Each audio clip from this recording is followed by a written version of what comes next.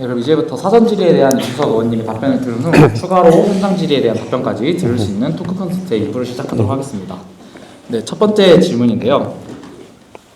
계엄 사태 이후 대통령 찬반 여부, 계엄 옹호 여부로 국민 간 불신과 갈등이 극에 달한 상태입니다. 계엄 옹호 세력과 이른바 극우로 통칭되는 세력도 정치적 통합의 대상으로 보고 계십니까? 만약 그렇다면 차기 대통령은 어떻게 현재 국민적 갈등을 해소할 수 있을까요?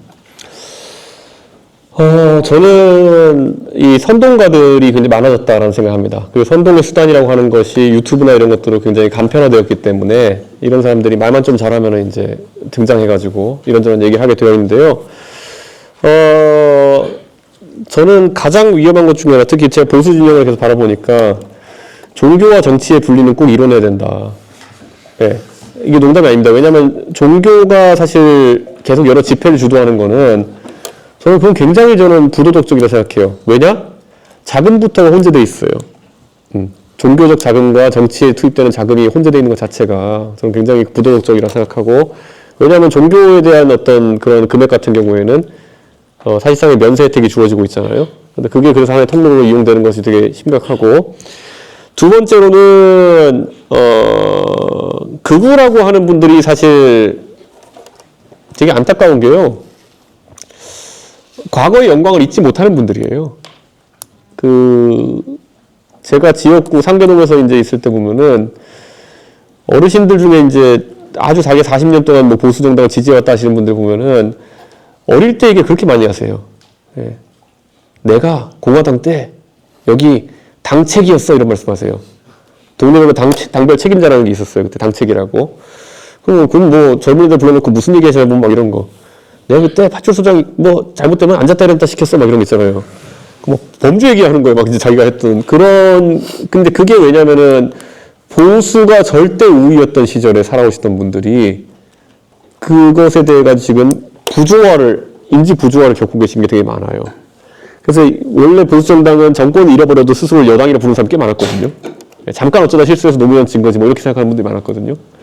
근데 그거에서 이제 보수가 비주류가 됐다는 걸 받아들이지 못하는 분들이 내 머리와 이제 현실이 다르니까 계속 악에 받쳐가는 거예요. 그래서 저는 그 바람을 빼는 게 굉장히 중요하다. 철저하게 윤석열 대통령과 다른 방향을 계몽시켜야 되는 게, 보수는 이제 소수다. 절대 소수다. 특히 당신들이 생각하는 안보 보수나 이런 건 절대 소수다라는 거를 계속 이야기해 줄 필요가 있는 거죠.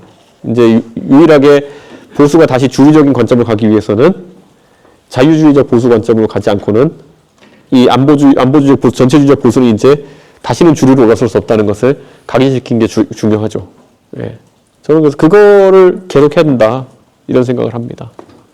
네, 감사합니다. 그러면 시간을 조절하기 위해서 조금 가벼운 질문 넘어가고 네, 세 번째 질문인데요. 최근 국민의힘과 보수 진영 내부 갈등이 심화되고 있습니다. 보수 정당이 보다 개혁적이고 미래지향적인 정당이 되려면 어떤 변화가 필요하다고 보십니까? 아까 제가 말씀드렸듯이 보수가 지는 거를 못 받아들이는 상태라고 했는데요. 원래 90년대까지만 하더라도 보수 정당은 가만히 있어도 돈과 인물이 유입되는 곳이었어요. 그래가지고 대학 교수쯤 하면, 아니면 군인에서 별 달고 나오면은, 아니면 경찰 간부 지내고 나면은 당연히 그 보수 정당의 문을 두드리고 거기서 정치해보려고 시작하는 게 관리였어요. 그건 호남 출신에도 마찬가지였어요. 그런데 김대중 정부가 들어서면서, 그건 IMF 때는 반대급부죠. 그러니까 들어서면서 이제 사실 좀 이게 엇갈리기 시작했는데, 처음에 김대중 대통령한테 보수 정권이 졌을 때는 그들이 나름 이제 합리적으로 반박을 하려고 했어요. 아니, 이건 원래 우리가 이기는 건데, DJP 연합을 해가지고 충청도표를 가져가서 우리가 진 거고, 그리고 이인재가 나와가지고 우리 개업해가지고 뭐 진 거야, 이런 식으로 합리화하죠. 그래서 그때 별다른 걸 안 하고 이제 다음 선거만 기다렸어요. 근데 또 이회창 총재같이 훌륭한 스펙을 가진 분이 그 다음에 노무현이라는 약간 뜬금없는 사람을 진 거예요. 그러니까 그때 이분들이 어떻게 생각하냐면, 야, 우리가 노무현 같은 사람 지는 건 말도 안 되지. 어떻게 경기고 서울대법대 나온 양반이 뭐 부산상고 나온 40만 통과한 사람은 라는 그 당시에 정말 자기들 입장에 말도 안 되는 일이라 생각한 거죠. 그래서 그때 자기들이 판단이 뭐냐면, 우리도 아스팔트 보수를 키워야겠다. 그럼 평생 그런 거 안 해본 양반들이 어떻게 하겠어요? 두 개의 끌어들입니다. 교회하고 안보 집단. 그래서 옛날에 2000년대 초에 그 길거리 시위하는 분들 보면 군복 입은 분들 많았어요. 예, 고엽제 전후회랑 그 다음에 뭐 베트남 뭐 파병되신 분들 이런 분들 많이 오셨고 그 다음에 교회가 그때도 많았거든요. 근데 이제 그 파병되신 분들은 다 돌아가시고 많이 이제 나이가 드시니까 남은 게 이제 교회 세력인 거죠. 그러니까 그렇게 해서 이제 가는 건데 여기서 빨리 이제 벗어나지 않으면은 보수 일반적인 그 스펙트럼과 자꾸 이 아스팔트화된 세력 간에 갈등이 생길 수밖에 없어요. 그래서 저는 이거는 종교와 정치의 분리가 다시 한번 무엇보다 중요하다고 생각합니다. 네, 감사합니다. 그러면 다음 질문 가보도록 하겠습니다. 다음 질문은 개헌에 관한 질문입니다. 최근 조기 대선 이야기가 나올 때마다 나오는 키워드는 개헌이고 정치의 복원을 위하여 개헌이 이루어져야 한다고 생각한다고 합니다. 헌법은 기본적 정의를 규정하는 반면 구체적, 실체적 사항까지 정의하기 어려운데요. 헌법을 바꾼다고 정치가 개선된다고 생각하십니까? 혹은 작금의 사태는 헌법의 가치를 가볍게 여기는 정치의 문제는 아니겠습니까? 이에 대한 근본적인 개혁 방안은 무엇이 되어야 한다고 생각하십니까? 대한민국의 지도자가 사실 일정한 권한을 행사할 수 있다 그러면은 저는 여러분의 선배 윤석열은 5년 단임제 대통령이어서 문제를 일으킨 게 아니라 저는 4년 중임제 대통령이어도 사고를 쳤을 거고요. 내각제 수상이었어도 사고를 쳤을 겁니다. 이건 아주 이상한 사람이기 때문에 발생하는 문제고 시스템에서 이거를 제어한다고 여러 가지 장치를 두게 되면은 거꾸로 그 사람은 일을 할 수 없는 권한의 축소가 발생하게 되는 거거든요. 그러니까 저는 선거를 잘하는 게 최우선이죠. 예.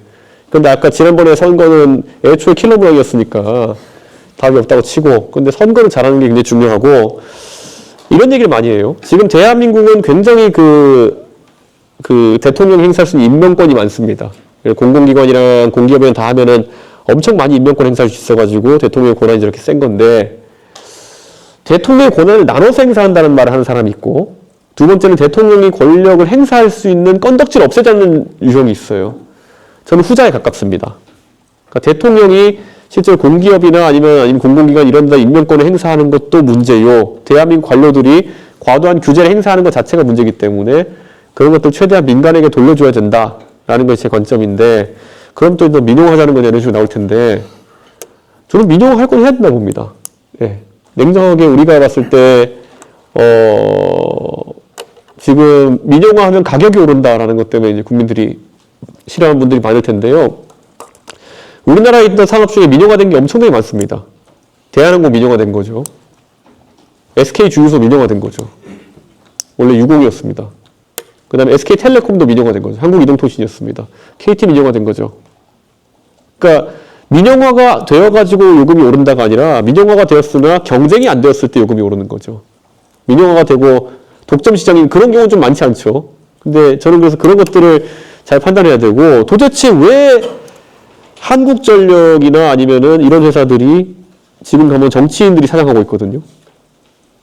저는 그런 것들은 한국전력이라는 회사의 장기적인 투자 계획에 큰 저해 요소가 된다 이런 생각을 하고 포스코 같은 회사들도 민영화된 지 한참 됐는데 아직까지도 정치권 눈치 보면 사장 임명하고 저는 이런 것들이 실제 관치의 영역에서 큰 비효율을 발생시키고 있다고 생각하거든요.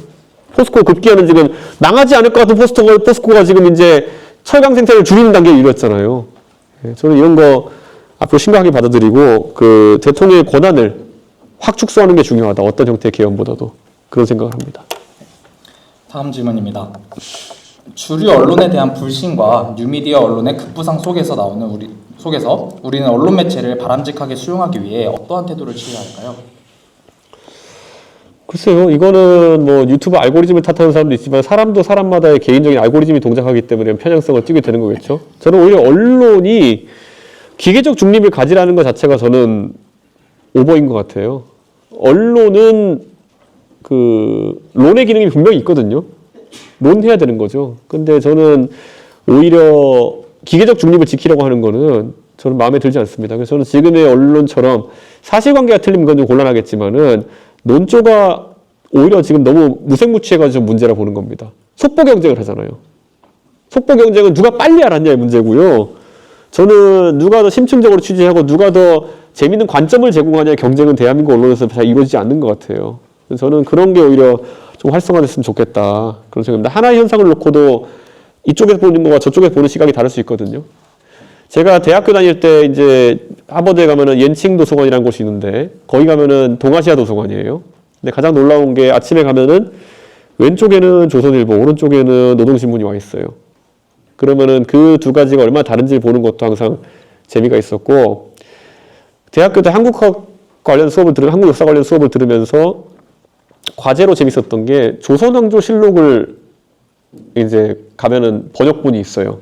당연히 한자로 썼을 테니까 조선왕조 실록은요. 대한민국에서 번역한 게 있고 북한에서 번역한 게 있어요. 완전 다릅니다. 예. 무미건조하게 번역 안 해요. 왜냐? 그 북한 사람들은 세종도 별로 안 좋아합니다. 그 보면 왜냐하면 그 봉건 왕조의 그 왕이기 때문에 그가 행한 것들 중에서 부정적으로 묘사할 건 부정적으로 묘사하거든요. 그러니까 저는 그게 언론의 역할이어야 된다 보거든요. 무미건조한 게 통신사 역할을 하는 곳들은 한두 군데 있어야겠지만은 나머지는 론의 기능을 강화했으면 좋겠습니다. 예.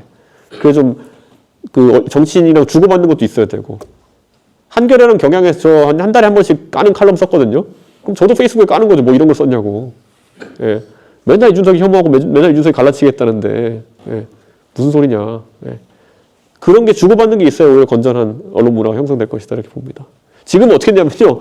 뭐 쓴 다음에 내가 반박하잖아요. 그러면은 전사적으로 부글부글 끓어오릅니다.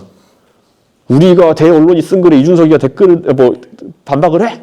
전사적으로 얘를 조지자 이렇게 달려든 경우가 오히려 많아요. 근데 그게 아니라 주고받는 게 있어야죠. 예. 네, 다음은 경제에 관한 질문인데요. 대한민국의 주가 지수는 장기적으로 박스권에 갇혀 있다는 평가를 받고 있습니다. 특히 한국 증시에서 코리아 디스카운트의 주요 원인은 무엇이라고 생각하시는지, 또 한국 금융시장을 더욱 발전시키기 위해 필요한 조치는 무엇이라고 보십니까? 저는 대한민국 주식 중에서 예를 들어 청산 가치보다 지금 주식 가치가 낮은 애들이 꽤 있거든요. 이거는 경제적으로 말이 안 되는 상황입니다. 청산 가치보다 지금 주식 주가 총액이 낮은 애들은 이거는 가버넌스에 굉장히 큰 문제가 있다는 인식을 가져야 되는 거고요. 이런 것들은 거의 제가 봤을 때 형사처벌까지는 아니더라도 금감원을 들여다봐야 되는 상황이다 라고 생각합니다. 배당이나 이런 것들을 일부러 억제하고 있다든지 하는 것들은 그러니까 이런 거잖아요. 저는 대한민국 대주주가 있으면요. 보통 대주주가 오너 일가잖아요. 대주주가 배당을 받아가야지 대주주가 임금으로 빼가는 문화가 지금 생기게 있어요. 예를 들어 모 대기업의 창업 3세다.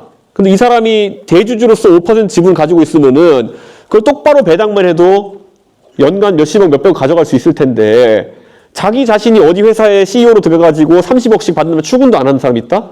그런 건 잡아야 된다 봅니다, 저는. 실제 그 사람이 뛰어난 경영 능력을 가지고 경영을 한다 모르겠지만은 주주들한테 가야 될 몫이 그 사람의 CEO 플러스 임금 플러스 판공비로 나가고 있다는 것만으로도 이 시장은 불합리한 겁니다. 보시면은 진짜 저는 뭐랄까요? 그러면 거기에 대해서 이렇게 항변하죠. 아니 나는 상속세도 많이 내고 해야 되니까 이렇게 받아가야 돼. 그건 귀하의 사정이고요. 그거는. 예. 주식회사는 그렇게 돌아가면 안 된다는 것이고 저는 그래서 일정 부분 상법 개정안의 취지에 대해 저는 동의하는 부분이 있습니다.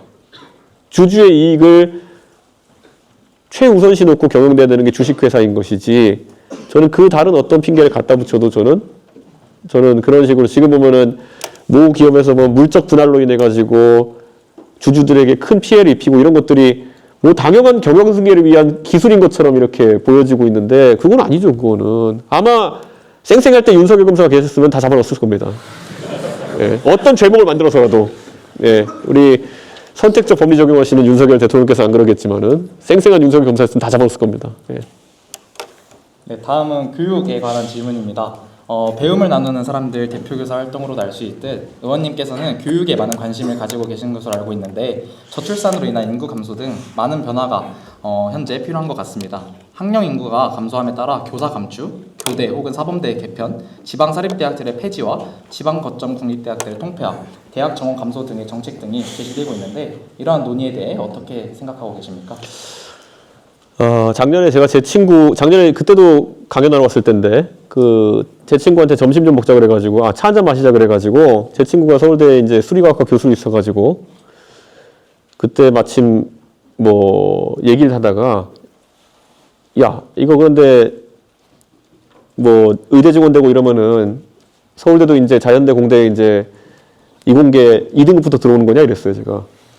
왜냐면 대한민국에 지금 학령 인구가 좀 있으면 25만 명 정도로 줄어들고 그러면은 예를 들어서 60% 정도가 이과라 치면은 15만 명 되잖아요. 그러면 4% 끊으면 어떻게 됩니까? 6천 명이잖아요. 그럼 의대에서 5,000명 까고 그다음에 한의대, 치대까지 하면 6,000명 까고 시작하면은 이제 서울대 자연대 공대 2등급부터거든요. 그럼 너는 그걸 어떻게 생각하느냐라고 하는데 거의 발작하죠 이제.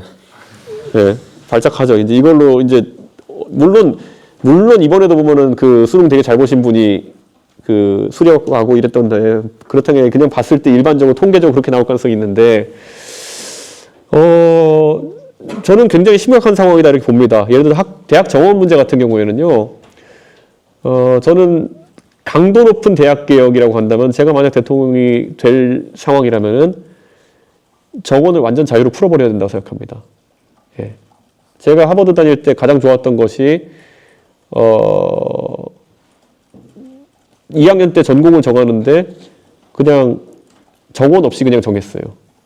그래서 제가 다닐 때 1600명인데 한 학년이 1600명인데 40명 정도가 컴퓨터 사이언스를 골랐거든요.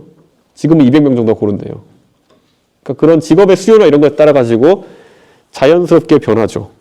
예. 그러니까 그런 어떤 인재가 필요한데 적시적인 공급되는 효과가 있게 돼 있고요. 저는 그래서 대한민국에서도 칸막이 없애는 게 중요하다. 그런데 서울대에서 그 시도를 하려고 했더니만은 각 학과에서 정원 한 명씩 빼줘가지고 실제로 추진이 잘 안 되었던 걸로 알고 있는데 한 명, 두 명씩 빼줘가지고 그걸 남은 걸로 이제 만들어 버려도 안 된 걸로 알고 있는데 저는 그런 정도의 변화는 필요할 거다 보고요. 냉정하게 서울에 있는 대학들도 정원 줄이는 과정에 들어가야 될 것이다. 이렇게 봅니다. 여러분이 100만 명 시절일 때 서울대 정원과 지금 이제 25만 명이 되는 시점에 서울대 정원이 같다고 한다면은 여러분의 졸업장의 가치가 4분의 1이 되는 겁니다. 4분의 1이 4배로 물탄 졸업장이 되는 거죠. 저는 이거는 여러분에 대한 이기적인 표현을 하는 게 아니라 이기적으로 생각하는 표현을 하는 게 아니라 바로 그 취업 시장에서 그거에 대한 반응이 나옵니다. 제 친구들 중에 이제 판교에서 IT 기업 경영하는 친구들도 있는데요. 예전에 어느 대학을 나온 학생을 뽑아가지고 자신들이 취업시켜가지고 일을 시켰을 때 기대했던 것보다 많이 이제 희석이 됐다 그러더라고요. 근데 그것 때문에 기대하는 임금은 높은데, 그러니까 학벌 인플레 때문에 기대하는 임금은 높은데 실제 그걸 지급할 수도 없고 그 업무에 기대할 수도 없는 상황이 생겼다. 이런 얘기까지 하더라고요. 그래서 저는 이런 것들 좀 정상화시킬 필요성이 있고 지금 학령 인구가 확 줄은 상황 속에서 이렇게 하지 않고는 지방인 대학은 완전히 소멸 정도가 아니라 진짜 경기도 밖에는 다 사라질 수밖에 없는 위기다. 그래서 냉정하게 수도권에 있는 대학 중에서 이제 정원을 줄이시는 것을 줄이기 시작해야 된다. 저는 그런 생각합니다. 그리고 학과 간에 그런 칸막이도 없애야 된다. 그걸 강하게 추진하고 싶고요. 교대나 사범대 개편 같은 경우에는 저는 수학이나 영어 같은 경우에는 한 반의 규모를 확 줄여야 된다고 생각합니다. 중고등학교에서. 수학이나 영어 같은 경우에는 한 반에 거의 5명, 6명 정도의 학생들만 가르치는 반으로 재편해야 된다. 저는 그런 생각합니다. 제가 수학을 가르치는 교육봉사활동에서 그런지 모르겠지만은, 정말 수학은 뒤처지면 따라갈 수가 없는 학문이고, 그리고 이 중학교 2학년 때 사실상 수학 포기자가 된 사람들이 고등학교 때까지 수업에 앉아있는 것 자체가 그 시간 낭비입니다. 그 전에 다시 제궤도로 올라갈 수 있게 소규모 분반 수업을 해야 된다는 게 제 인식이고, 이거는 수준별 이동 수업을 하지 않으려면 그렇게 해야 되는 겁니다. 그게 만약 낙인 찍기나 이런 것 때문에 어렵다고 한다면. 그리고 저는 진보적 교육관 중에 반대하는 것이 뭐냐면 낙인 찍기라는 이유로 웬만한 평가를 하지 못하게 하는 것에 대해서 굉장히 저는 반대의식을 갖고 있습니다. 지금 전국 단위 일제고사 성취도 평가 같은 것들이 지금 되지 않고 있기 때문에 실제 어느 학교에서 어떤 교육의 문제점이 발생하고 있는지를 파악하기가 너무 어렵습니다. 정치권에서. 예전 같으면은 2016년까지는 전국 단위 일제고사 성적평가로 중학교부터 평가를 했기 때문에 통계가 나왔어요. 예를 들어 상계동의 무슨 중학교는 그 기초학력 미달자가 몇 %다. 아직도 숫자 다 기억해 보면은. 예를 들어 상계동의 용화여고에 가면은 기초학력 미달자가 2.3% 정도 되고, 대치동에 가면 0.7%, 목동도 1.몇 %, 남양주로 가면 14%, 다 기억 나오는 숫자가 다. 그런데 지금은 통계가 없으니까 대책을 세울 수가 없어요. 깜깜이 상태에서 그냥 입시에 돌입하게 되는 것이고, 내가 어느 정도 위치인지 모르는 상태에서 고등학교 가서 이제 모의고사 보면서 알게 되는 그런 상황이 발생하는 거죠. 그러니까 저는 이런 것들. 근데 그거를 이제 진보 진영에서는 그렇게 해놓은 다음에 나중에 그걸 보완하기 위한 여러 가지 입시 제도를 거꾸로 만들어내잖아요. 그러니까 저는 이게 굉장히 복잡한 과정이고 엉터리의 과정이라 생각하기 때문에 조금은 그런 것들을 냉정하게 가져갈 필요가 있다. 학업 성적을 줄 세우게 한다고 싫어할 게 아니라 실제 학력이 배양되지 않는 것을 두려움으로 가져가야 되는데 저는 그거는 약간 진보적 교육관과 차이가 있습니다. 예. 네, 그럼 사전 질문은 여기까지고요. 예. 이제 현장 질문 시간입니다. 예. 지금부터 현장에서 참가자들로부터 질의를 받을 건데 다양한 학우들 여러분께 기회를 드리기 위해서 1인당 질문 개수는 1개로 제한됩니다. 예. 이준석 의원님께 질문을 드리고 싶은 학우들께서는 손을 들어주시고 의원님께서 지목해 주시면 스태프가 옆에서 마이크 전달해 드리겠습니다. 질문 있습니다. 예, 목소리 크시네요. 예. 예. 예. 혹시 Q6 한 번만 보여주시죠. Q6요? 예.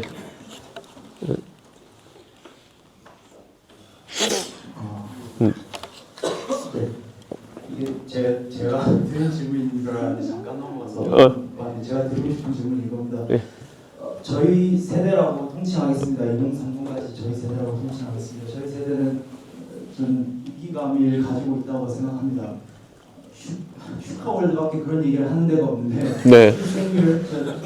출생률이라는 워드 좀 정말 슬프게 되었지만 그것과 저 부동산 문제라던가 국민연금 문제라던가 이러한 문제들은 필연적으로 세대 갈등의 성격을 가지고 있다고 저는 생각합니다. 그리고 제 미천한 경험으로는 제 어른분들과 제가 감히 대화를 할 수가 없고 설득은 어림도 없다고 저는 생각합니다. 그래서 제가 가장 크게 필요를 느끼는 것은 저는 20대 남성으로서 20대 여성과 30대 여성과의 공조로 2030 세대가 단일 대우를 이루어서 정치적 요구를 하는 것이 가장 필요하다고 저는 생각합니다. 그래서 이 남녀 갈등 문제라는 것도 3년 안에 해결을 해서 완벽하게 해결해야 된다고 저는 직감이 듭니다. 그래서 대안을 찾아보니 거대 양당은 글러먹었습니다. 즉 이런 얘기를 할 수밖에 없지만 국민의힘은 내란을 시도를 해버렸고 민주당은 민주주의라는 틀 안에는 있지만 이미 윗세대에게 이해관계로서 보섭당에서 전혀 교섭이 불가능하다고 저는 생각합니다. 그런 점에서 제가 그나마 희망을 가지고 있는 분은 이준석 의원님이고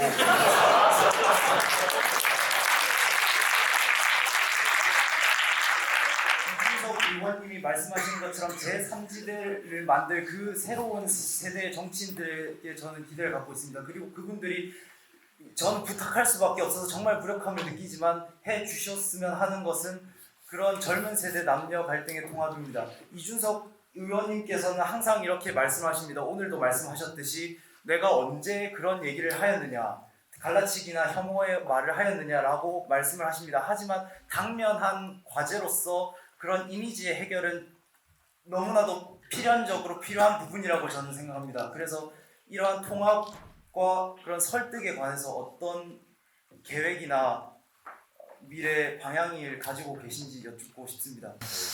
예, 국민의힘이라는 당이 2017년에 탄핵을 겪으면서 그 뒤로 한 10년 가까운 세월 동안 20대 여성 중에서 가장 지지율이 높았던 시기는 여기 이준석 대표 시기였다라는 것을 맨날 제가 하고 다니는 얘기인데 이렇게 말씀드리고 싶어요. 정치에서 주지층이 생기는 것과 주비토층이 생기는 것은 어쩌면 피할 수 없는 그런 운명일지도 모릅니다. 근데 제 나름대로는 정치하면서 흔들리지 않으려고 많이 노력을 해요. 그러니까 우리 사회에는 두 가지 입장을 제가 개혁신당을 차릴 때 이런 분이 있었어요.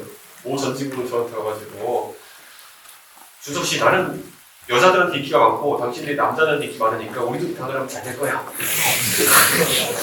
그분이 선거에 출마하셨다가 여자 대표 받아보고는 자기는 남자 대표가 많이 나고 여자한테 안 나오고 좌절하셨어요. 네, 그리고 이제 당을 떠나셨는데 제가 이런 말씀드리고 뭐냐면요. 그런 약간 프랑켄슈타인식 결합은 잘 안 되고요. 그럼 아까 말씀드린 것처럼 제가 어떻게 변할까에 대한 부분인데 이거 저희가 회의를 많이 하죠.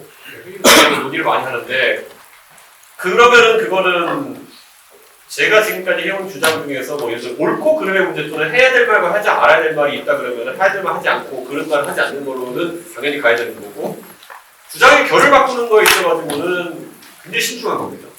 네. 흔히 많은 사람들이 그거를 지지층의 확장에 합작하다가 이제 자기 색깔을 잃어버리고 나가는 경우가 많거든요.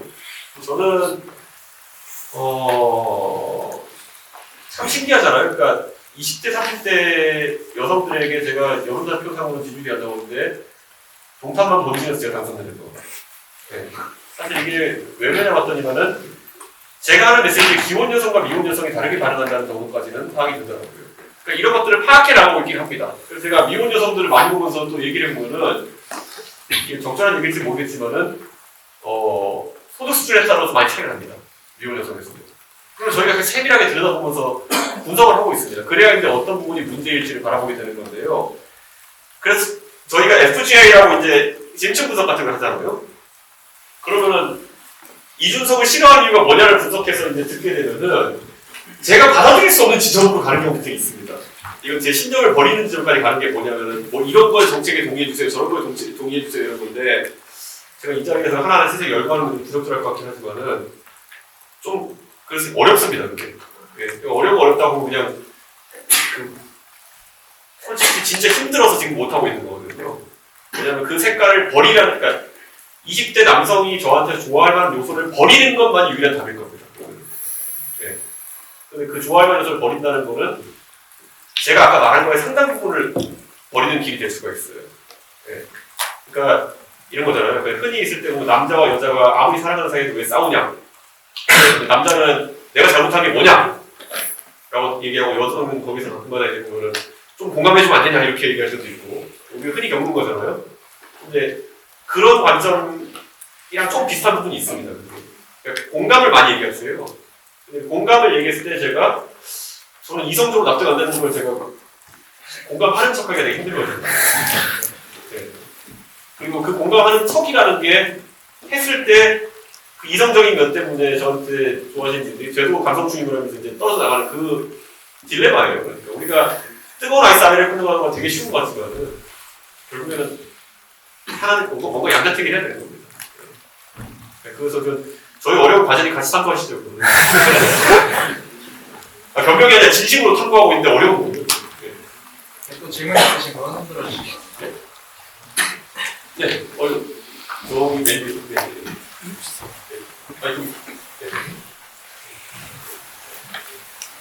답변을 짧게 해서 최대한 많이 답변하겠습니다. 질문도 간결하게. 네, 알겠습니다. 지금 사실 지금까지 대한민국 정치판은 서울대 법대가 중심이 돼서 이루어졌다고 저는 생각을 합니다. 근데 21세기에 들어서고 이제 좀 더 법대 쪽보다는 이제 이공계 계열 이쪽이 조금 더 발전의 주류가 됐죠. 그래서 의원님 같은 분도 계시고 점점 이공계 인사분들이 점점 정계로 진출을 많이 하고 있는데 아직까지는 그래도 법대 출신들이 위에 있지 않습니까?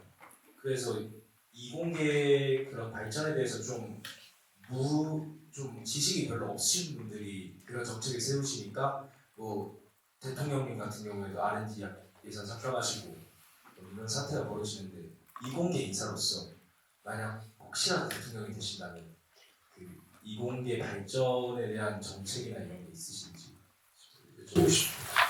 저도 이제 컴퓨터를 전공해서 일부분의 이공계 내용을 아는 거기 때문에 지식의 양에 있어서 제가 무슨 뭐 다른 사람 앞으로 얼마나 보지 못할 겁니다. 조금 더 이제 관심 갖고 그런 지식을 습득한 건 있겠지만 그런데 한 가지 뭐냐면 적어도 아까 제가 말했던 것처럼 뭐 GPU 사주세요 이런 상품을 낚이지 않을 정도까지는 그러니까 그게 본질이 아닌 걸 알기에 그 정도는 약간 다를 것 같고요.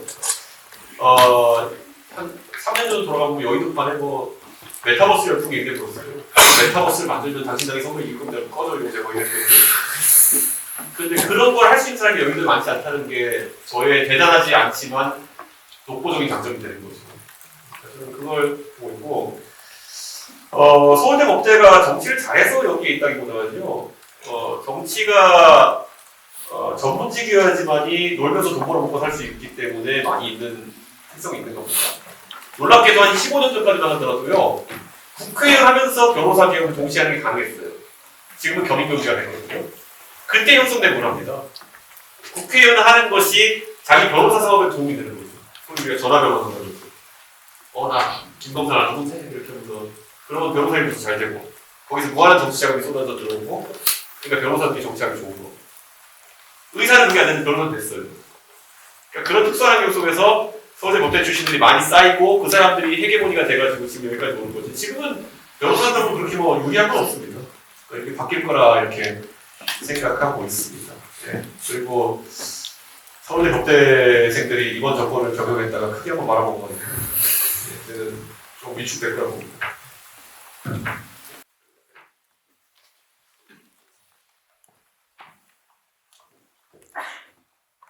20대 대통령 선거가 끝나고 그 기자분들이 그 의원님께 질문했을 때 대통령 후보로 나올 생각이 있느냐라고 이제 질문했는데 근데 제가 기억하기로는 의원님의 답변이 아직 국방이나 외교 쪽에 경험이 부족한 것 같다.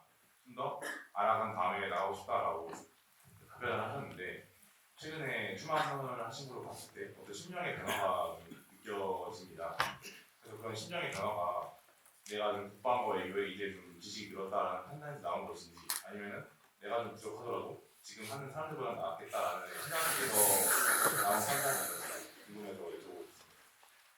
저는 그때도 요즘보다 잘 쓸 것 같고요. 잘할 것 같아요. 그거는 그러니까 항상 똑같았던 경험이었고요. 다만 제가 절대적으로 선생님이 당대표이신 분이었으니까 당대표로서 할 수 있는 외교가 따로 있었기 때문에 그 영역을 넓혀보고 싶었던 것이고 그래서 우크라이나 가져오고 이렇게 했던 건데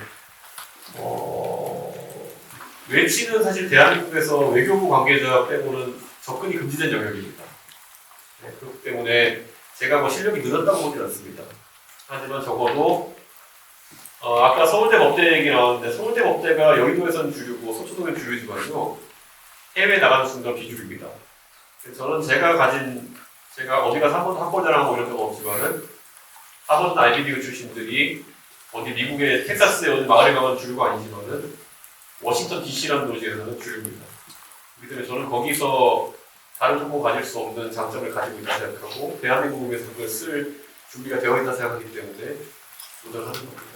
예, 그리고 3년, 4년 전에는 제 하버드 동기나 이런 친구들도 예를 들어 국무부에서 일한다고 해도 직급이 좀 낮았다면 이제는 그만큼 또 직급이 올라갔을 테니까요.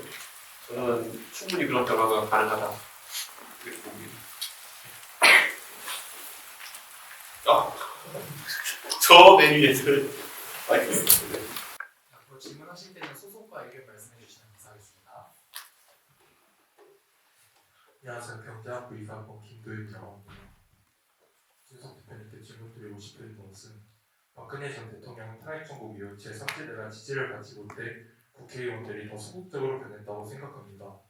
거대 양당을 횡포를 막기 위해 캐스팅 보트를 친 제3지대 형성이 꼭 필요하다고 생각하는데 이준석 의원님께 당시 실패 요인과 실패를 반복하지 않기 위한 방법에 대해 의견을 여쭤보고 싶습니다. 지금까지 대한민국의 3당이 성공하려고 그러면 지역 기반이 있어야 되는 것이 거의 선별 과제였죠. 그래서 과거 JT의 자민련이나 아니면은 안철수 국민의당 같은 경우에는 지역 기반을 잡고 갔던 것이고 저희는 세대 기반의 다른 시도를 해보려고 했던 게 사실입니다. 그런데 그러니까 그렇게 갔을 때 2030 세대가 어디까지 종속된 투표를 하느냐 아니면 독자적인 세력 형성을 위해 투표를 하느냐에 대해서 저희가 약간 간과했던 지점이 있는 거죠. 그러니까 종속된 투표를 하는 경향성이 발견됐던 것이고 그리고 저희는 뭐 개인적으로는 종북혁신당과의 선명성 경쟁이 있어가지고 윤석열 대통령이 워낙 열심히 해주신 덕분에 네. 이준석이 윤석열 피해자 중에 그래도 좀 괜찮은 위치에 있는 사람이었는데 그쪽에 에이스가 나타난 거죠. 네. 윤석열 피해자 모임에 거의 리더급으로 조국 대표가 나타났으니까 그 판을 나눠먹게 된 것인데 저는 앞으로도 세대 기반으로 한 그런 어떤 제3지대 형성은 계속 시도해봐야 된다 이런 생각을 합니다. 저도 나이가 들어서 다음 총선쯤이면 43 정도 되겠지만 개혁신당에는 다른 또 젊은 사람들 많이 있으니까요. 그 사람들이 이런 도전을 계속 했으면 좋겠고 그 도전에 함께할 사람도 계속 들어왔으면 좋겠다 그런 생각입니다. 이게 왜냐하면 지역 정당이라는 이념 정당이라 이런 거는 해도 저는 약간 위험할 거라 생각하거든요. 세대 기반의 정당을 해보고 싶다는 의견도 있습니다. 그리고 그게 2030 세대가 정치적 영향을 발휘할 수 있는 가장 좋은 길일 겁니다. 왜냐하면 다른 덩어리에 종속될 수 있는 거는 되게 위험할 거니까요. 그래서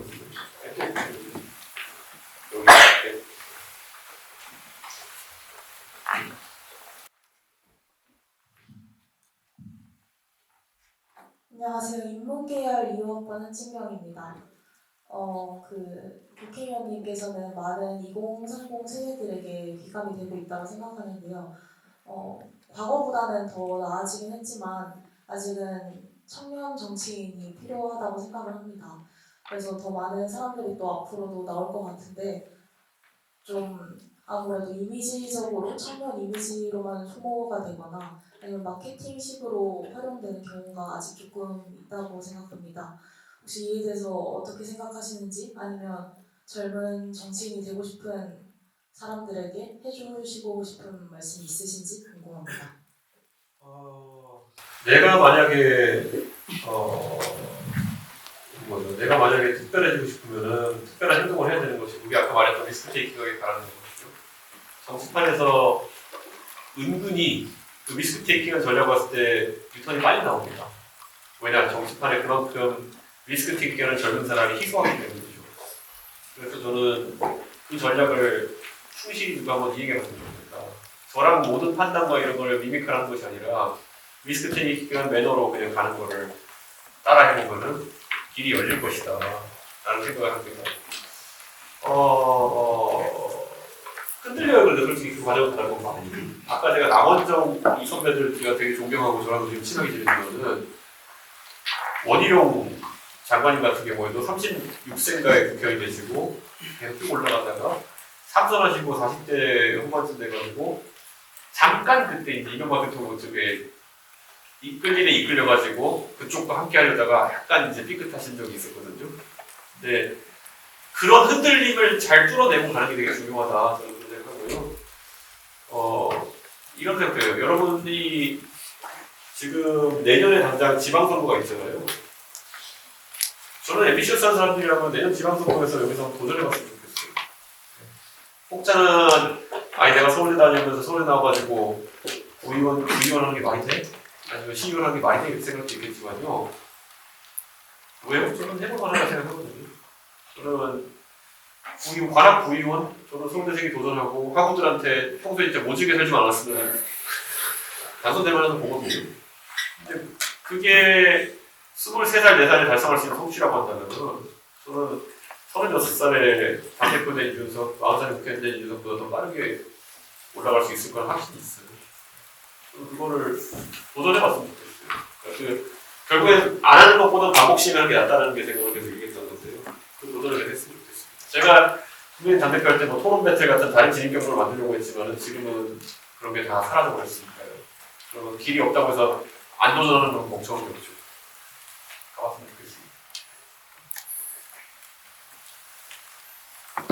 네, 저 뒤에 먹을게요.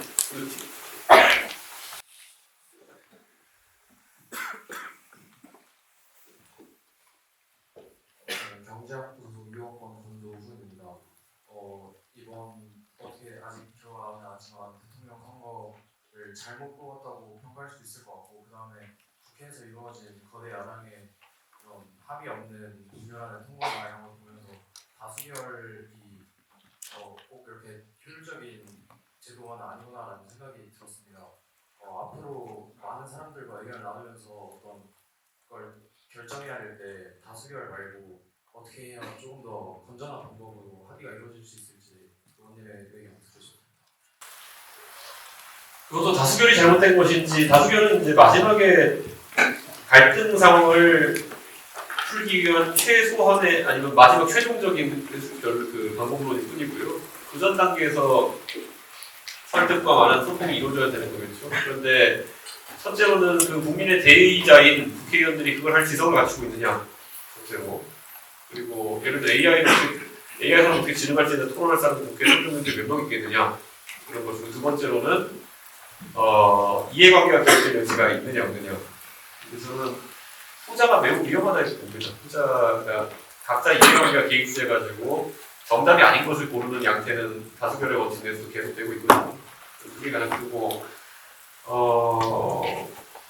그건 당파를 지어서 하는 정당 정치라는 틀 안에서 어쩔 수 없는 부분이기도 합니다. 저는 마찬가지로 하지만 유권자가 지성을 갖춘 사람을 뽑는 것, 그게 최우선의 방책이고, 저는 한편으로는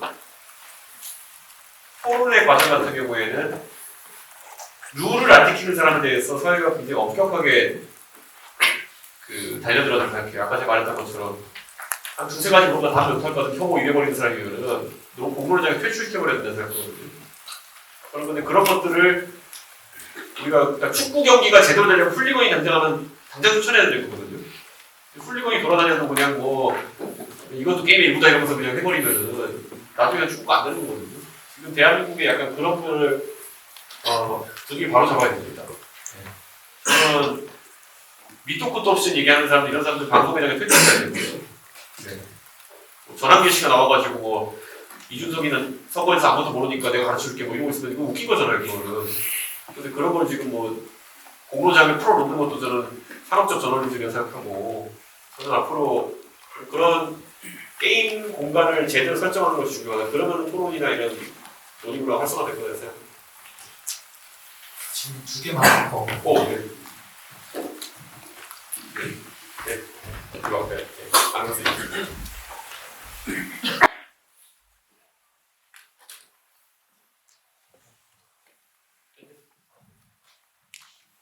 네. 아까 강연 중에 경제학부 이상학번 최은섭이라고 합니다.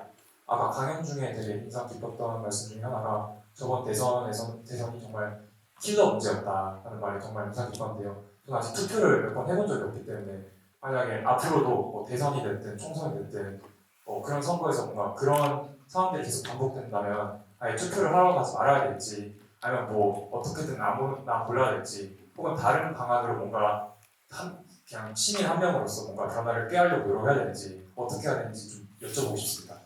뭐 혁명을 준비하시던가 직접 출마하시던가 하셨네요. 저는 그 꼴이 나기 전에 적극적으로 사회에 개입해야 된다고 생각하는 거죠.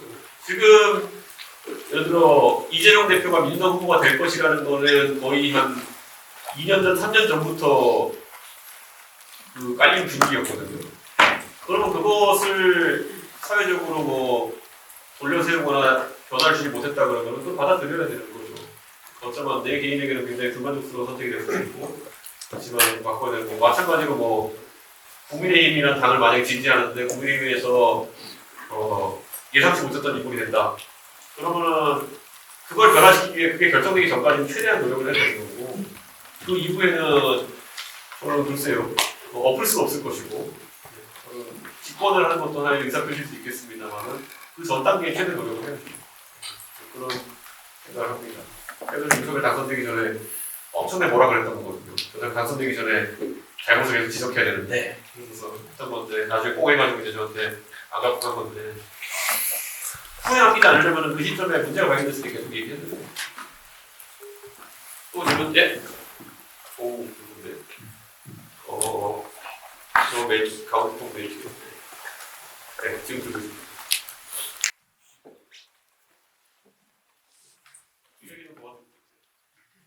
네, 안녕하세요. 정치외교학부 이공학과 전상현입니다. 네, 오늘 주제가 한국 정치의 미래를 묻다니까 되게 가까운 한국 정치의 미래에 좀 여쭤보려고 하는데요.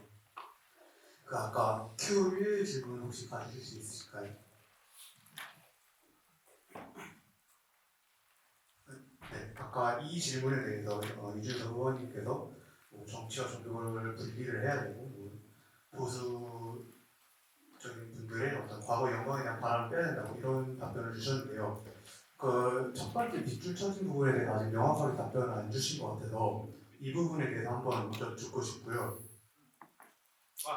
네, 그 다음에 대통령이 되신다면 통합의 방법으로 뭐 바람을 뺀다, 뭐 종교와 정치를 분리를 해야 된다 이런 식으로 말씀하셨는데 그거에 대해서 보다 그 통합 방법에 대해서 구체적으로 좀 여쭙고 싶습니다. 어떤 메시지를 대통령으로서 낼 것인지 이런 부분을 좀 구체적으로 여쭙고 싶습니다.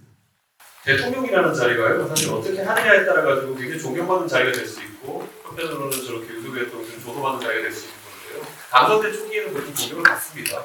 그 상황에서 그 존경받는 힘을 바탕으로 어떤 것들을 처음에 풀어나갈 것인지가 되게 중요한데요. 저는 극우는 소위 강경보수를 이야기하는 표현일 때도 있고 아니면 지금처럼 반지성적인 보수를 얘기하는 폭력적인 행동까지 하는 보수를 얘기하는 것도 있을 텐데요. 저는 폭력적인 행동까지 가는 사람들은 저는 배제해야 된다고 생각합니다. 왜냐 그들이 폭력의 방법을 쓰고 있기 때문이죠. 그들의 생각이 잘못된 게 아니라. 그리고 다만 그들 생각이 오른쪽으로 경도되어 있다고 하면 배제 대상이 되지 않는다. 그렇게 생각합니다. 왜냐하면 그거는 제가 생각하는 사상의 자유에는 아주 오른쪽으로 갈 자유까지 포함되어 있다. 그렇게 생각합니다. 그래서 그거는 구분해서 갈라야 되는 거고요. 폭력은 막되 사상의 자유는 무조건 풀어줘야 된다. 생각합니다. 다만 그들이 다수가 되지 않았으면 하는 바람 정도는 가지고 국가를 운영하고 있고요. 대통령이 됐을 때 소통을 강화하라는 주문이 첫 번째가 될 것 같아요. 윤석열 대통령이 가장 뜬금없는 거는 정책적인 판단할 때 도대체 어떤 사고의 과정을 겪었는지 어떤 이유를 들어서 저걸 하는 건지를 알아챌 수가 없습니다. 그런데 의제조문 같은 경우에도 결론 이참을 발표해놓고 왜 그런 결론을 도달하게 된 것인지 아니 이것으로 기대된 효과가 무엇인지 등을 정확히 밝히지 않았기 때문에 반박이나 재반박이나 전반하게 있는 과정이 있을 수도 없는 것이고 그냥 선악만 갈리는 거거든요. 여기 정복이 나쁜 놈들하고 이런 식으로 갈 수밖에 없는 거거든요. 저는 그래서 그 전반함의 과정 거친 소통이 되게 중요하다 이런 생각을 합니다. 그래서 대통령이 하는 모든 판단에 가지고 아주 상세하게 리즈닝을 되는 게 중요할 것이다. 그걸 다른 지점으로 가져오고 싶다 이렇게 생각합니다. 그 통합이라는 게 말처럼 쉽지는 않습니다. 그런데 그 대한민국 국민들 입장에서는 대통령이 당선된 순간부터는 일정 기간 허니문 피어리드라고 하는 것이 주어집니다. 그때 어떤 통치 모델을 만드느냐가 제일 중요할 것입니다. 네, 앞에 계신 분이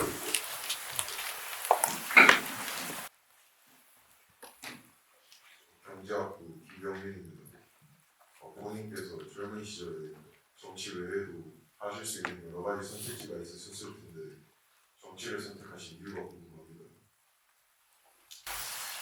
제가 어릴 때 할 수 있는 게 많은데 왜 정치를 선택했느냐? 그거는 여러분이 겪어보기 전에 모릅니다. 박근혜가 이런 것도 정치해보라 그러면 다 합니다. 이준석이 와서 하라 그러면 반반 고민해보겠지만 박근혜가 하라 그러면 다 고민 안 하고 합니다. 왜냐하면 정치라는 것이 나이 들어서 아까 크로스핏처럼 하고 싶어하는 사람들 많은데 젊을 때 이제 낙하산으로 처음 시작해보면 좋은 것도 있긴 있어요. 왜냐면 거기에 올라가기 위해서 추잡한 과정을 겪는 것을 안 겪어도 되기 때문에 나는 순수하게 정치에 진입할 수 있고 그때 저는 순수하게 내가 하고 싶은 것들 경험한 다음에 나는 다시 벤처를 경험해야지라는 생각을 하고 있었어요. 근데 그게 쉽지 않다는 걸 깨달은 거는 요즘인데 저는 다시 돌아간다고 해도 정치를 하고 싶을 것 같고요. 다만 제가 정치를 이 정도로 그러니까 잘한다 퀄리티로 잘한다 보다도 이 정도로까지 그 살아남아가지고 할 줄 몰랐습니다. 그건 잘 몰랐던 거고요. 내가 어딘가를 부러지면 그때 그만둬야지라는 생각하고 있었는데 부러지고 나서도 윤석열 저 인간이 잘 되는 걸 못 보겠다 이런 생각 들긴 하더라고요. 근데 그런 잘못되기 바라는 마음보다도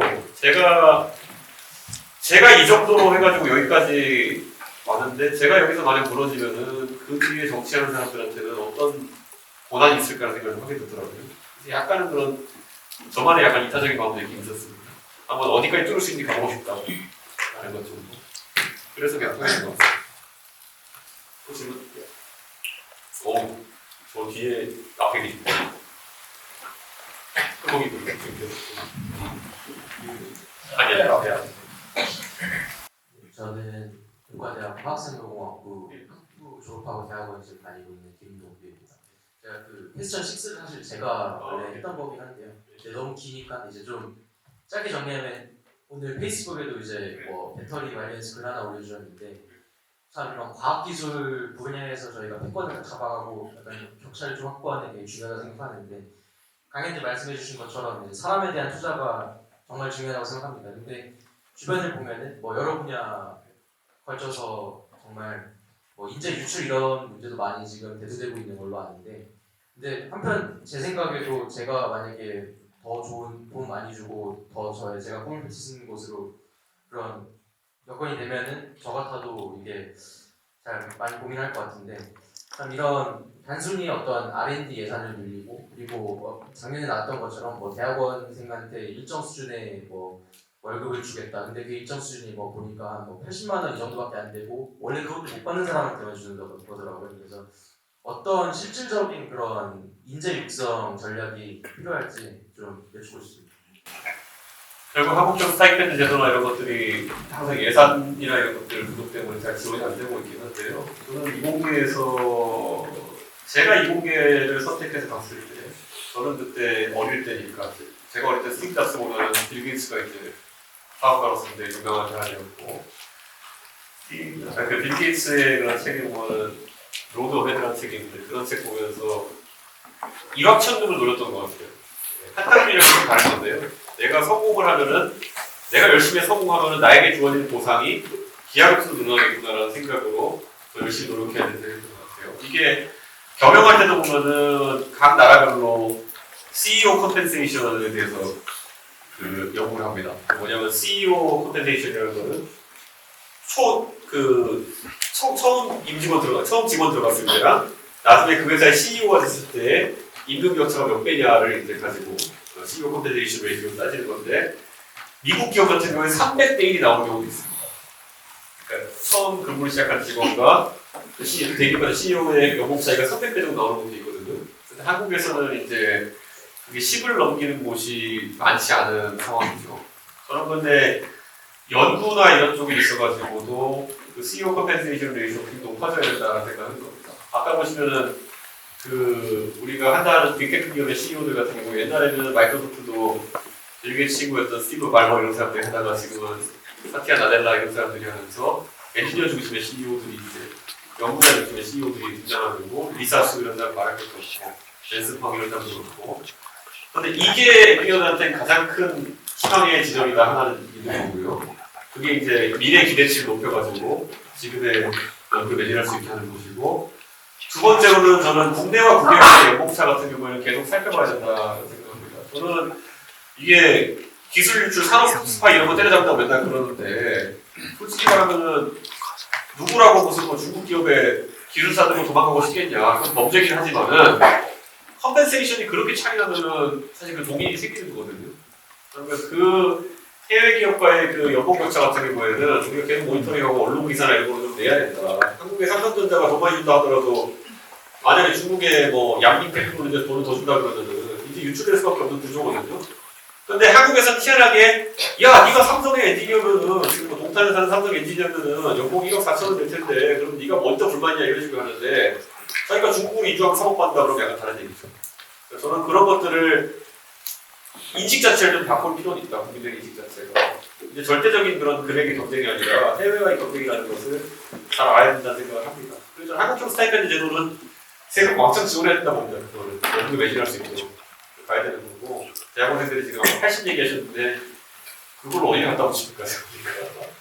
그리고 이게 또 각 지역별로 좀 또 생활이나 이런 차이가 큰데 그런 것도 완벽히 반영돼야 되는데 제가 과방이지만 좀 설계된 좀 맛있게 설계되겠습니다. 질문. 이게 어떻게 봉탄이에요? 봉탄? 네.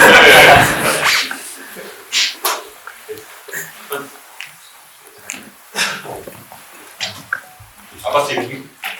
저 레이크 꼬모 경제학부 이사학번 강도훈이라고 합니다. 제가 지금 현재 정치 구조에서 가장 문제라고 생각하는 점은 소위 포퓰리즘이라고 하는 표를 얻기 위한 정치라고 생각합니다. 예를 들어서 국내에서 제가 제 생각으로는 가장 시급하게 해결돼야 될 문제인 저출산이나 국민연금 같은 경우에 지금 절대 다수로 표를 가지고 있는 고령 세대들이 많은 표의 점유율을 차지하고 있기 때문에 이런 문제들이 정치권들 입장에서는 시급하게 해결돼야 될 문제로 인식되지 않는 점이 있다고 생각합니다. 이런 문제를 혹시 민주주의의 어떤 폐해라고 볼 수 있을 것 같은데 이런 문제에 대해서 해결할 수 있는 방향성을 혹시 제시해 주실 수 있을지. 되게 특이한 게요. 이게 포퓰리즘적인 측면이 있으면서도 대한민국의 대중은 아까 얘기했던 나이가 좀 있는 표 유권자들 같은 경우에는 전체주의적인 지도자를 원합니다. 결국에는 왕을 뽑는 느낌을 뽑죠. 대통령 뽑는 그냥 선출된 왕을 뽑는 느낌을 뽑죠. 그래서 대한민국의 많은 문제들을 대통령이 해결해 주길 바라면서 투표를 하죠. 그러다 보니까 그에게 권한이 쏠리게 되는 것이고 도대체 그 능력을 가진 사람이 어디 있겠어요. 지금.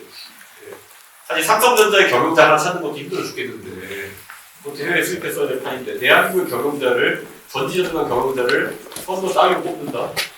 말이 안 되는 거죠. 주어진 거는 뭐 이자택일의 킬로그램인데 저는 그거는 민주주의가 가진 그러니까 선거제도는 절차적 정당성을 확보하고 우리가 주권자로서의 권위를 보여주는 행위이지 유능력자를 뽑아내는 데는 한계성이 있다는 걸 우리가 인정을 하긴 해야 될 것 같아요. 그러면은 저는 아주 얼치기 전문가라고 생각하는 사람보다는 인기응변의 능력이 뛰어나고 논리적인 사고를 할 수 있는 사람들이 이제 지도자가 돼야 된다고 생각하는 거거든요. 근데 지금까지는 그게 선거 결과로 이렇게 안 나왔다는 게 되게 안타까운 거고요. 그래서 제가 계속 얘기하는 게 저는 제가 만약에 대통령에 당선된다 하더라도 와 내가 이거를 다 관장할 수 있을까라는 생각을 할 것 같아요. 그래서 아까 권력 분점인데 사실상 정부의 역할을 축소하는 거에 답이 없겠다는 생각을 하고 있는 거죠. 어느 정도 나 또는 정부가 관리할 수 있는 영역만큼만 관리하자 라는 생각을 가야 되는 것인데 사실 이 사상이 쉽진 않죠. 네. 가진 걸 내놓지 않을 가능성이 인간의 구성이니까 되고 나서도 마음이 달라지고 이렇게 하는 거죠. 저는 확실히 그런 권력 분점과 분산 그리고 내려놓기에 대해서 고민을 해보려고 합니다.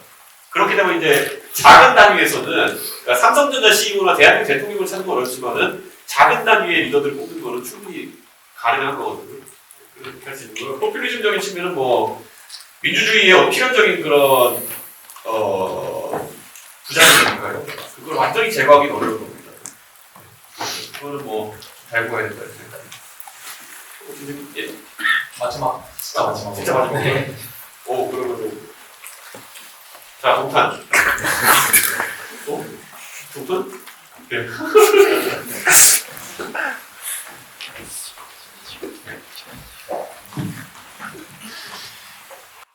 네, 인류학과 이상학번 분들입니다. 우선 좋은 강의 너무 잘 들었습니다.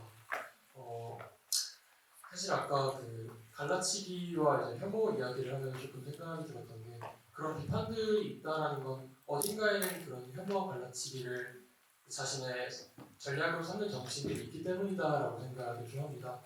그리고 그런 갈라치기라는 전략이 여전히 통하는 이유는 사실 민주주의 그리고 선거라는 시스템 하에서 남성과 여성을 갈라져서 한쪽의 표를 받으면 당선 그리고 세대를 갈라져서 한쪽의 표를 받으면 당선이라는 이 선거라는 시스템의 어떻게 보면 문제점이라고 생각을 하는데 그리고 당선이 돼야만 하는 정치인의 입장에서 그런 선거 전략 되게 달콤해 보이는 선거 전략을 외면하기는 쉽지 않을 것 같습니다.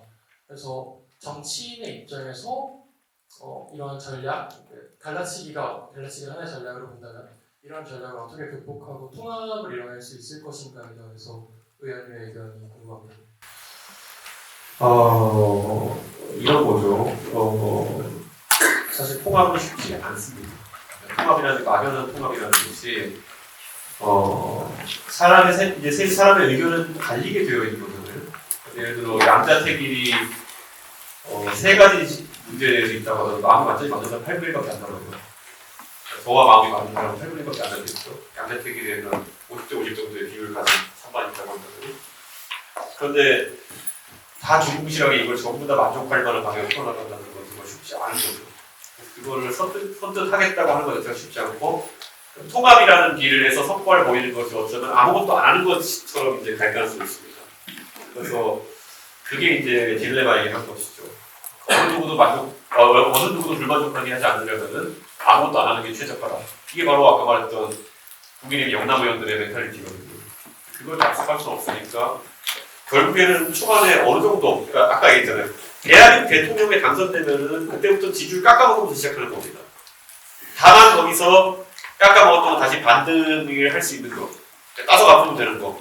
그게 결국 어느 지점이냐면은 자기 임기에 성과가 나가지고 다시 좋은 평가를 받아서 그 지지율 리필되는 경우가 가능한 거고. 지금까지 대한민국의 대통령들은 너무 무의미한 것에다가 자기 초기 지지율을 갖다 박은 경우도 있어요. 윤석열 대통령은 초반부터 이재명 대표 잡아넣는다고 너무 에너지 많이 소진했고요. 박근혜 대통령은 통신당 해산한다고, 조국대를 잡는다고 너무 에너지 많이 소진했고요. 문재인 대통령은 적폐청산한다고 너무 에너지 많이 소진하다가 정작 본인이 개혁이나 이런 거 하는 데 쓸 동력이 사라졌던 거죠. 저는 상대를 죽이려는 것에 초반에 몰두하지 않는다면은 그런 개혁을 했을 때 국민들이 어느 정도 버퍼로서 그 초기에 그 신뢰를 보내주고 국민들이 먼저 통합된 분위기를 만들어주는 기간이 있다고 생각합니다. 그러니까 그걸 잘 활용하는 게 굉장히 중요하다. 저는 그런 생각입니다. 일례로 김영삼 대통령이 처음에 92년도에 집권한 다음에, 94년도에 집권한 다음에, 93년도 집권한 다음에 지지율이 92%가 이겼었어요. 네. 그때 온 국민이 좋아해야 하는 것들이 연달아 하면서 이렇게 갔었는데 그 지지율 관리라는 것이 그렇게 중요한 겁니다. 그러니까 통합이라는 게 동의해서가 아니라 어떤 개인에 대한 신뢰도나 그런 걸 바탕으로 해가지고 그래 내 생각과 좀 다른데 저 사람은 믿고 가겠어라는 그런 사람에 대한 신뢰로서 이루어진 경우가 있거든요. 저는 좀 그런 방식을 하려면은 지도자들이 초반에 분위기 세팅을 잘해야 된다 그런 생각입니다. 근데 막 오히려 거꾸로 막 A랑 A-가 붙는데 막 무조건 오래 못하는 스트레스 타는데 결론이 가는 방식으로 가게 되면 아무 일도 안 해가지고 나중에 나락가는 것 같아요. 그래서 저는 초기에 인기를 어떻게 활용하는지 중요하다. 그러면 저도 질문을 할 건데 네. 네, 저희 마지막 질문과 함께 오늘 토크 콘서트를 마치고자 합니다. 정치는 사람에 달려있다라는 뜻의 이정재인 우리 정치의 대리인을 뽑는 민주주의의 꽃인 선거가 다가오게 되면 제게 자주 떠오르는 선거인데요. 좋은 정치를 바라는 국민 그리고 미래를 꿈꾸는 청년의 입장에서 우리는 선거에서 어떤 후보에게 표를 행사해야 한다고 생각하십니까? 아까 제가 대한민국의 상황을 생존이 달린 경쟁이 될 것이다라고 얘기했잖아요. 그러면 생존이라는 건 생각보다 절박한 겁니다. 네. 이게 우리가 만약에 이 대한민국이 군대라고 생각하고 전쟁을 치르러 간다. 그러면 어떤 지휘관 뒤에 따라가고 싶으냐 라는 거를 잘 생각해보시면 좋겠어요. 네. 우리가 덕장도 얘기하고 지장도 얘기하고 용장도 얘기하고 다 이렇게 있잖아요. 사실 전쟁을 이기는 방법은 여러 가지일 수 있겠습니다. 근데 보통 결국 이기는 사람을 따라가야 되는 그런 일이 생길 거예요. 예를 들어 성격이 아주 더러운데 이기는 사람과 아주 덕장인데 머리가 나빠서 전쟁을 지는 사람. 지면 다 준다 생각하시면 누구 따라가시겠습니까? 결국에는 대한민국의 다른 나라와의 전쟁이나 이런 것은 전쟁이라는 게 뭐 통일권 전쟁이 아니라 기술 경쟁에 대해서 누가 더 나은 방향성을 제시하고 이 전투를 이기게 할 것이냐 이거를 따져가지고 투표하셨으면 좋겠습니다. 나머지는 정말 너무 나이브하게 생각하는 겁니다. 이길 수 있는 사람으로 가야 된다. 이길 수 있는 사람은 아마 능력이 있는 사람일 것이다 라는 생각입니다. 그 관점을 투표해줬으면 좋겠습니다. 네, 감사합니다. 영국의 시사주간지 이코노미스트가 발표한 민주주의 지수에 따르면 대한민국은 2023년 22위에서 2024년 32위로 10계단 추락하였습니다. 결국 오늘의 대한민국이 겪고 있는 민주주의의 추락은 완전한 민주주의에서 결함 있는 민주주의 국가로의 형태로 평가받고 있습니다. 한국 정치 그리고 민주주의를 향한 한국 여러분의 부분에 오늘의 토크 콘서트가 조금이나마 해답의 길을 열어주길 바랍니다. 감사합니다.